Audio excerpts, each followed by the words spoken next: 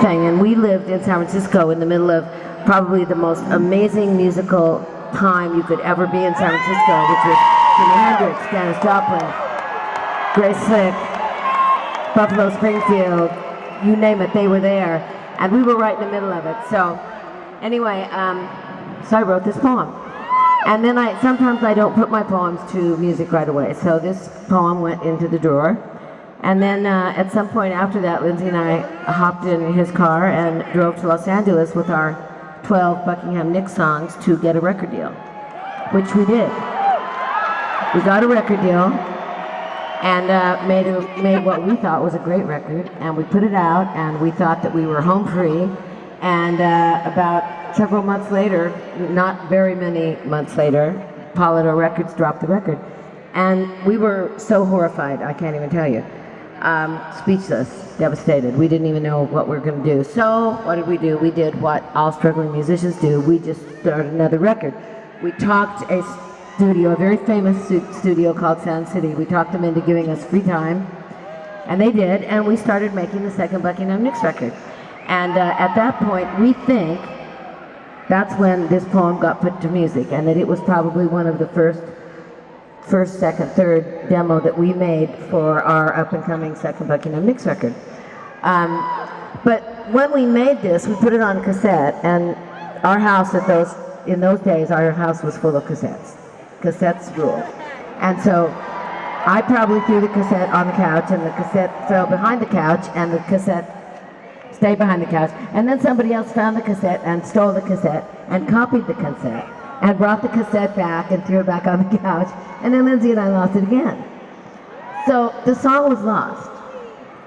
In 2010, some friends of ours who were on, oh yes, my favorite thing, YouTube, they found the song floating around on YouTube. So I got it, and I played it for Lindsay, and I said, "Do you remember this song?" And he's like, "Well, yeah, that's me playing and you singing," and of course I remember it. And I'm thinking to him, why didn't we record this song? Or why did we never show this to Fleetwood Mac in all these 30 years? And it's because it was just lost. So I said, let's show it to the band and see if they want to record it. So we did. And we went to Lindsay's house last year, the end of the year, and we recorded the song. And when Mick heard it, he said, this was how my story was in the beginning of the first 7 weeks of this tour. He said, "Stevie, don't forget to remind the audience that one of the things that attracted me to you guys was the way that he plays and you and him sing. Because Lindsay and I sing and play in counterpoint, which it means that we're like this. And like tap dancers, kind of. And that's what makes you special. So remind them that." So for the first 3 weeks of the tour, that's what I said. And then one night, Lindsay says to me in front of, I don't know, 15,000, 16,000 people, "But you know, that really wasn't what attracted Mick Fleetwood to us in 1975. What attracted Mick to us was basically me, because what was Mick looking for?" Yes! He was looking for a lead guitarist. I know. So, and I know the story already. So I said,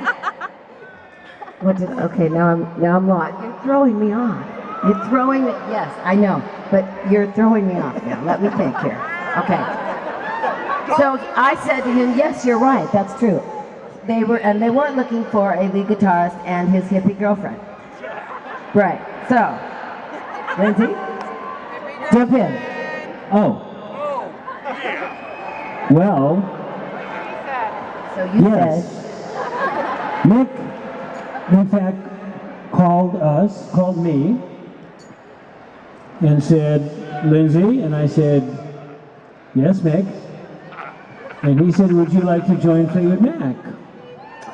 And you have to understand, Stevie and I had been down a long road together. We had a lot invested in what we had together as a couple and as a musical entity. And I said, "Mick, if you take me, you're going to have to take my girlfriend too."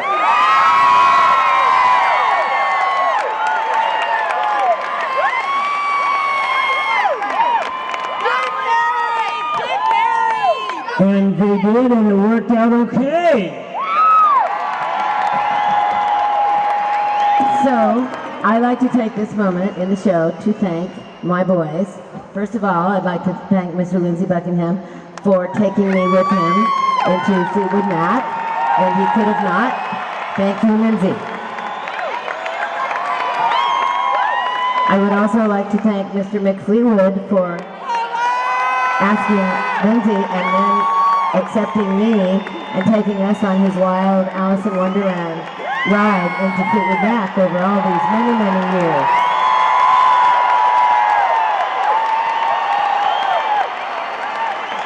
He has an eye and an ear, this Mr. Fleetwood. Awesome! And thank you! And I would also like to thank the handsomest, the cutest, and the best bass player in the world for probably just saying, when it all became very problematic, just take the girl!